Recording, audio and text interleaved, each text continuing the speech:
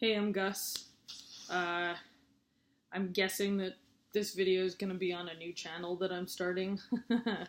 I don't know yet. I don't know what the plan is yet. I have another channel that I've been using, but it's been pretty inactive. I actually chronicled my top surgery on that channel, and hello. So I don't know what I'm going to do with that if I move the videos. Anyway, I'm Gus. I'm from New York. And I identify as non-binary transmasculine. I actually just got my name legally changed today, which is February 22nd, 2017. It's been a big morning. I still have to publish it in the newspaper and then get the certified copies from the court clerk, which I can then bring to Social Security, the DMV, passport office, blah, blah, blah, all that good stuff. It was surprisingly painless. In New York City, they figured out how to do it to make it not so terrible. It was $65 for the name change order. It'll be $35 to print it in the newspaper. $6 a copy for the certified copy. So probably looking at about $125 to do the entire thing, which in the scheme of things is not terribly bad.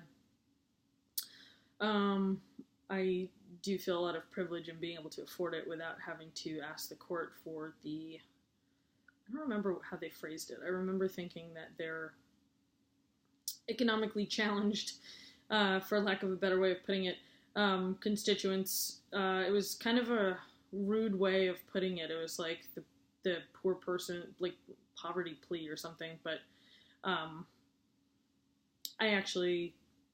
I just got this idea anyway, that I want to start a fund for name change for people in New York, because it's a pretty small amount of money per person, and if we all chipped in a little bit, I think we could make that go pretty far.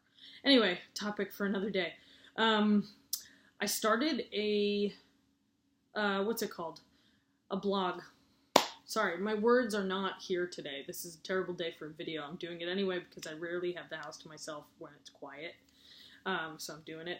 But, so I started a blog because I wanted to talk about my transition thus far.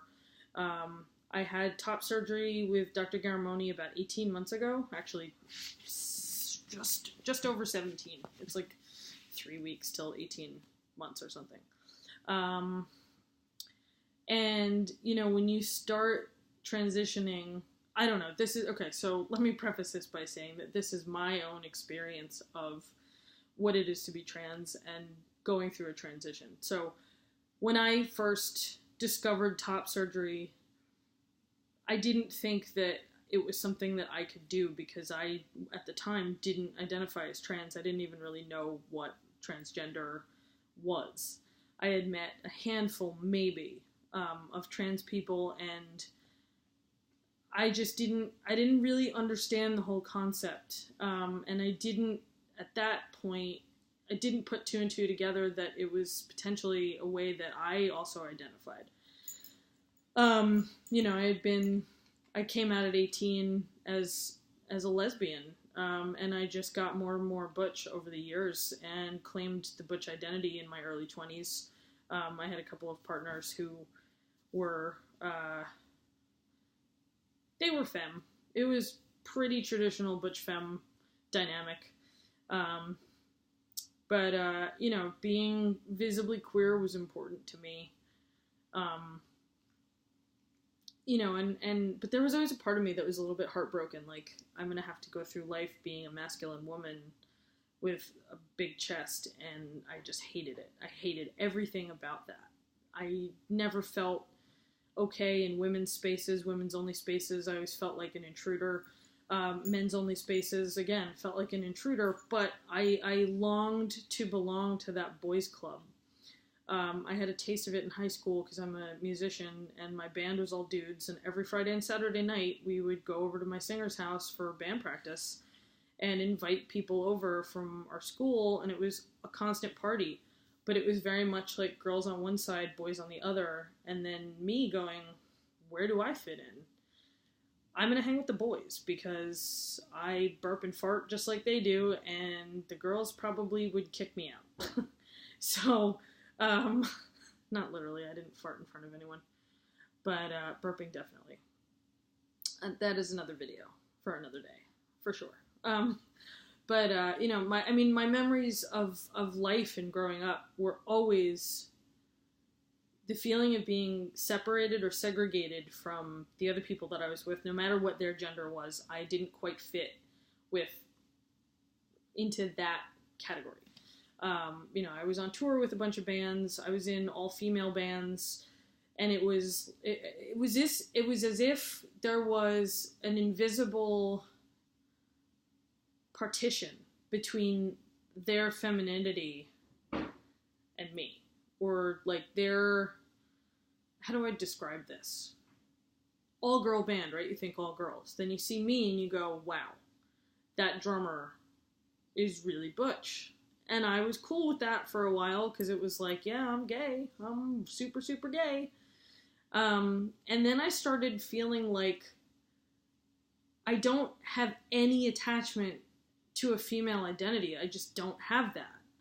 And I didn't know what that was about. I just thought, like, there's nothing I can do about it. I just don't fit in, and I never will.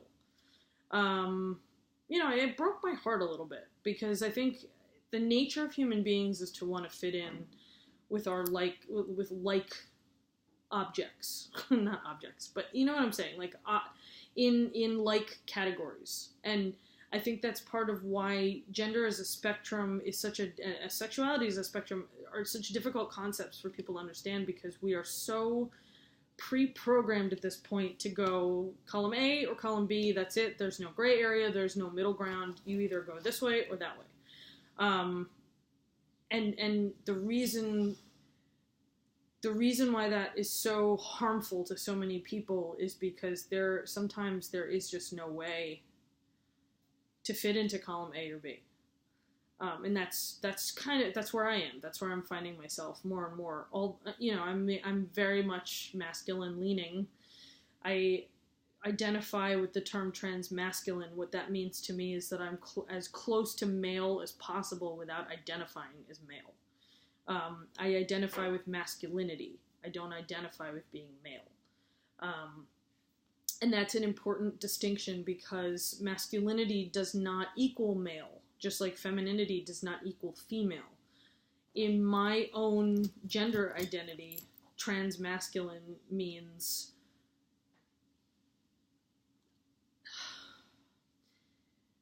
there's like the definition of it on Wikipedia or whatever, and then there's your own definition of it. But I think I just said it, right? I identify with masculinity, not with being male. That's how transmasculine fits for me. The non-binary part of it is simply that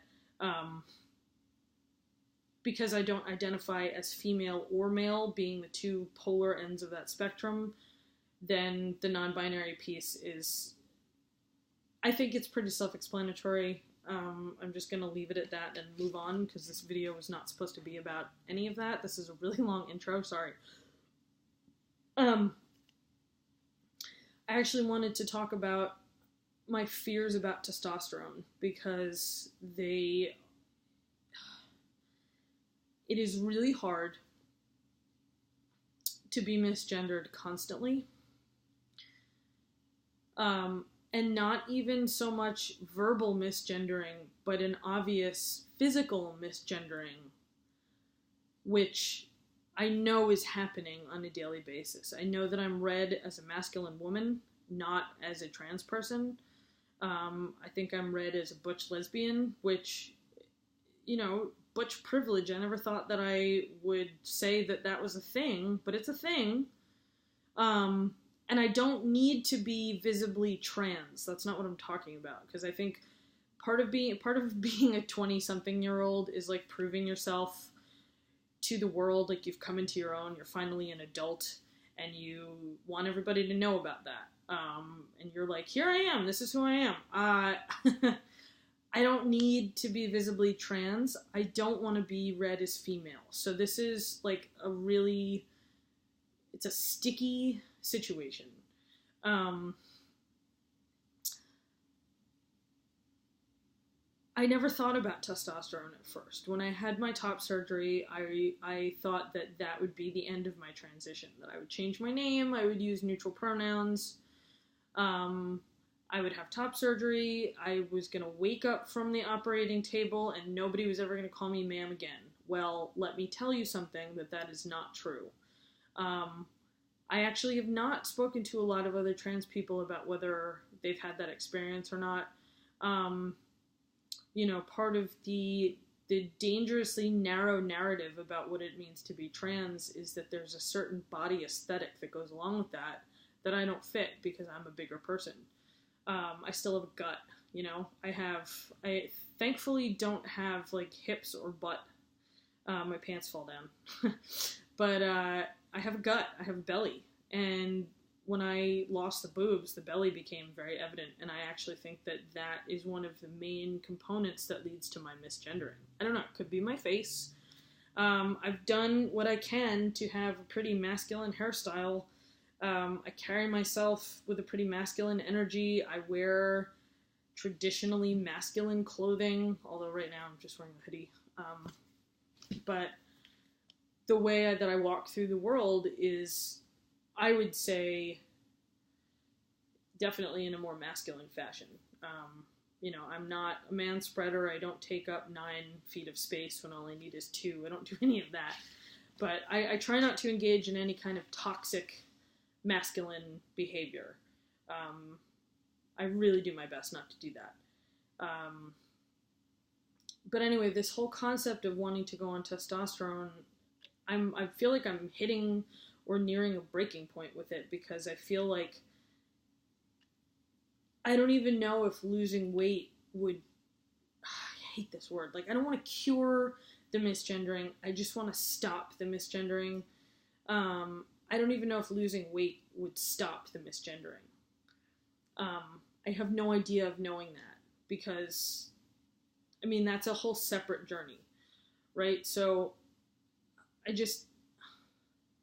don't know, can you tell that I am going through stuff in my head? Yeah. I've started to make a pros and cons list, and I divided it into 4 categories. There's a pro column, there's a con column, there's a what I'm expecting, and then there's the 2 columns are basically like, what's my ideal, and then like, what's the worst that could happen in terms of results. Like, for example, ideally, I want my jaw to square out a little bit, I want the muscle mass, I want the fat redistribution. The worst case scenario would be that I lose all my hair. Which would not go in the same column, but I'm getting, anyway. But like, I've started to kind of put the physical, like this pros and cons list is just a way for me to visually see everything that I've been thinking about in my head. I actually have a doctor's appointment in 2 weeks to go talk to my primary care physician about starting treatment and just going through the options, figuring out, based on what I want to achieve, what the best course of action is for me. The dosage, the delivery method, the frequency, all of those things. I've been doing my own research. I'm pretty good with researching things, to figure out what I think I should be doing, but that's why I'm grateful to have a doctor, because I shouldn't be the one that's determining that alone. So basically, just to wrap it up, because I can see that this video is much longer than I wanted it to be, it's on the table. It's on the table in a big way, and there are a number of deciding factors for me, but I feel like the outward, how do I describe this?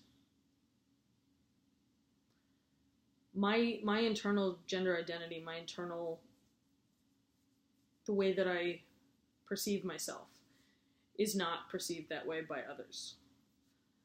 And when I look in the mirror, there's still a disconnect between what I see and who I am, and what I want to see when I look in the mirror.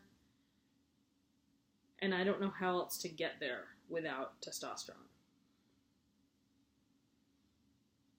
And I don't know if tea is really the right answer, but I know that if I don't try it, I'll never really know the answer to that question. And that's just not a question that I can leave hanging out there. You know, I'm not getting any younger. I can't. The idea of growing old in this body the way that it is right now is terrifying to me. I don't want to look like somebody's lesbian gym teacher when I turn 50. Do you know what I'm saying? So yeah. Anyway, a lot to think about. Thanks for watching. And hopefully I will get my shit together and make more videos regularly, because clearly I have a lot of stuff to work out.